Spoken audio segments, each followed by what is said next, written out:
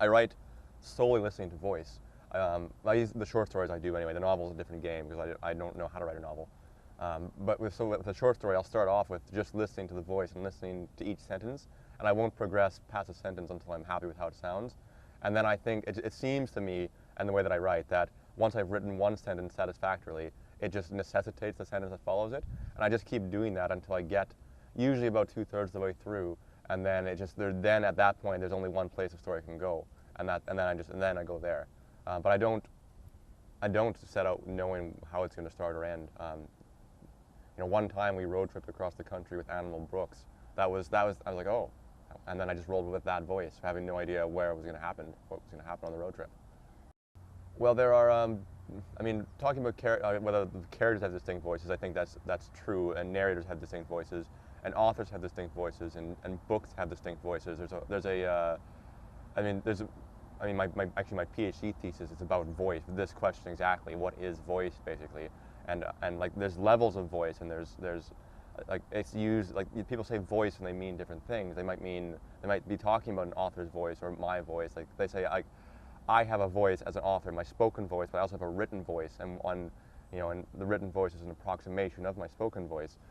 So it's in the sense that I'm using the vernacular and making words up. That is for the character voice, and just it is to evoke place and to evoke a sense of not originality, but not conventionalism either. It's to evoke just to make it visceral, to make it seem like you know this area, like you can understand the people who inhabit it and the way they inhabit it, I guess.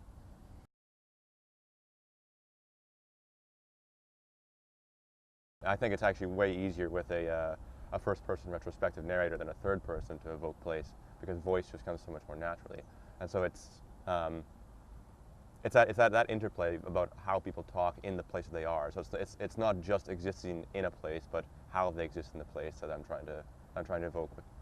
On occasion, yes, I do actually make up words. For instance, I use on occasion like whippled. I think I use his cheeks whippled like a circus tent, which is a combination of, I don't know, whipped and rippled, I guess. So it's just, and also like just word. I'm looking for sound, right? It's all sound. If it sounds like what it means, like it doesn't actually have to be a word that means anything. It's just if it can be intuited in the context of the sentence, and that's to create a voice specific to BC, to that corner of BC where the stories are set.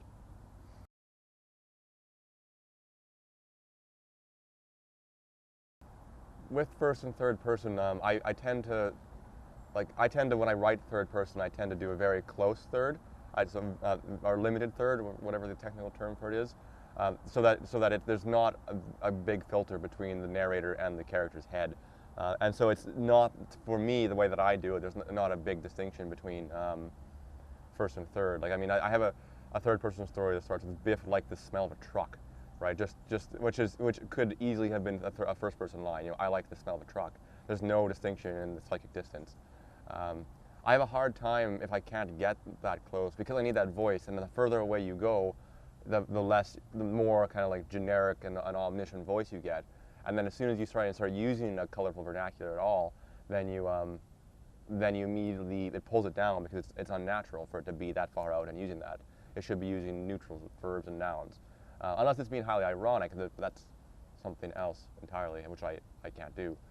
So for me, my third person and my first person are not that distinguishable, actually. And it's just a matter of luck how it lands when I write it, the first sentence, basically.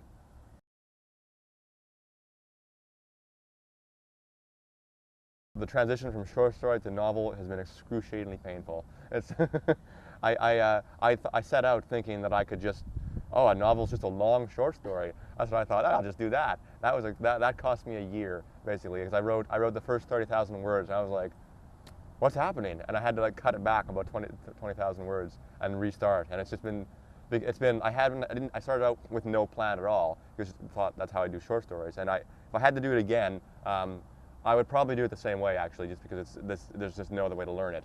But for my next book, we'll have a tentative plan, just a series of points to hit, and then I'll follow the voice to those points, I think.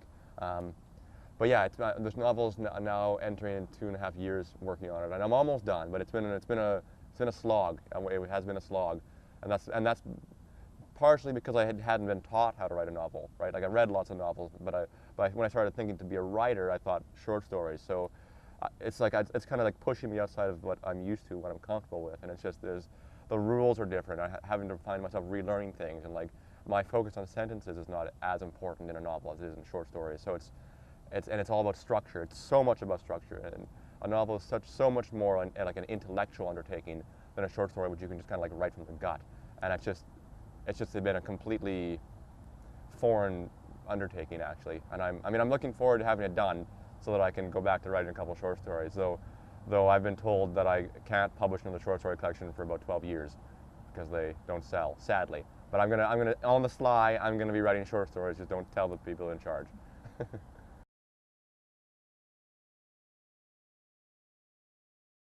Well, I think that, like anything, if you want to do something well, you have to look at the masters who have done it well beforehand. So yes, I would say a rigorous study of the form it was necessary to be able to write a story that you're satisfied with. And that takes a long time, right? Like, I mean, honestly wrote 80 short stories before I got one published, right? And like they're mostly shit. Most of them are. Like it took me 7 years and 80 short stories, and I managed to pick 12 of them out in the end to put in my collection. So it's persistence beats resistance, I think, in that regard. But also I studied creative writing under a teacher at the University of Victoria in Canada, and she was very, very technical minded. So she made it easier for me to see the technical things that are happening and to build basically a list of rules that I have when I'm writing a sentence that I don't deviate from very, very far. Like ing verbs, for instance, I despise ing verbs, and you'll find very few of them in my writing just because I just don't like the way they sound, and they propagate themselves. So just rules like that I have committed to memory. And then I have like a bad word list, right, that I got, which is just like, has words like back on there and bit and of, and it's just like just ways to form sentences. Also, I'm also forming sentences in my style for the world that I'm writing about too. So it's like it's not an objective list, but having those kind of rules to work within, it's actually it's very liberating in this weird way to be able to push the boundaries within a limit is so much more satisfying, I think, than having complete freedom to do what you want. It makes it more challenging to make it work within a structure, and then it makes it that more satisfying when you've got it done. For people who don't have tutors or access to mentors, which is like most people, I think, you find an author that you admire, and you just follow that author doggedly. Just read and read and read and see what that author is doing. And the more you read it and read it and read it again and again, the same pieces, and you'll start to pick up what they're doing, and you can maybe sort of approximate a mentor in that way. So you can not copy, but you can emulate, or you can be inspired by. That's the key thing. Is to you have to be inspired, and you have to like the writing. If you have that, if you can continue with that energy for it, then it doesn't matter. Then you can be autodidact. That's fine. And then there are many autodidacts. That's how most people, especially in generations before me, creative writing wasn't the taught thing. So by no means is it a necessity.